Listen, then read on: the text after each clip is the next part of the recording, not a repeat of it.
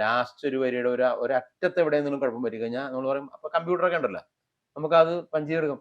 വേണ്ട, ആദ്യം ഒരു പുതുമഴയായ പാടിയപ്പോഴേ ഉം. പുതുമഴയാ, അപ്പൊ ഞങ്ങൾ ആദ്യം തന്നെ ഞാനും ചേട്ടനും പറഞ്ഞു ഹൊറർ സോങ് ആണ്, നമുക്കറിയാല്ല, ജാനകമ്മയൊക്കെ പാടി തകർത്ത ഫീൽഡാണിത്.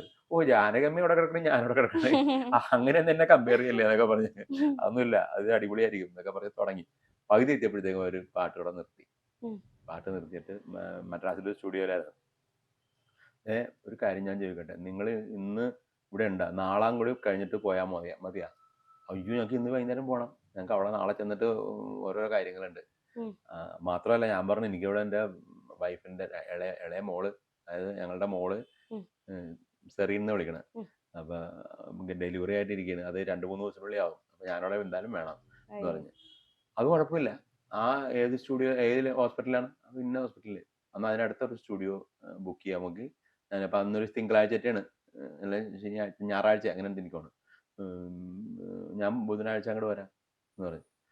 അപ്പം അതേപോലെ ഞാൻ ഇവിടെ വന്നിട്ട് അതിൻ്റെ അടുത്തുള്ള സ്റ്റുഡിയോ ബുക്ക് ചെയ്ത് പിന്നെ കറക്റ്റായിട്ട് ഇവിടെ വന്ന് ഉച്ചയ്ക്ക് ഒരു സമയം പറഞ്ഞ് ആ സമയത്ത് തന്നെ ഇവിടെ വന്നിട്ട് എന്നെ വിളിച്ചപ്പോഴത്തേക്കും ഞാൻ പറഞ്ഞു ഞാൻ ഹോസ്പിറ്റലിൽ ഇരിക്കുകയാണ്, അന്ന് വാ ഞാനിവിടെ ഉണ്ട് എന്ന് പറയും.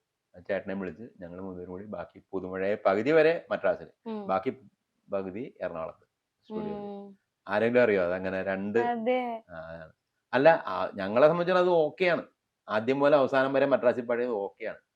പക്ഷെ പുള്ളിക്കാരത്തി സമ്മതിക്കില്ല. അതുപോലെ അവസാനം ഇപ്പൊ എവിടെയെങ്കിലും 4 വരി പാടിയിട്ട് ലാസ്റ്റ് ഒരു വരിയുടെ ഒരറ്റത്ത് എവിടെയെങ്കിലും കുഴപ്പം പറ്റി കഴിഞ്ഞാൽ നമ്മൾ പറയും അപ്പൊ കമ്പ്യൂട്ടറൊക്കെ ഉണ്ടല്ലോ, നമുക്കത് പഞ്ച് ചെയ്തെടുക്കും.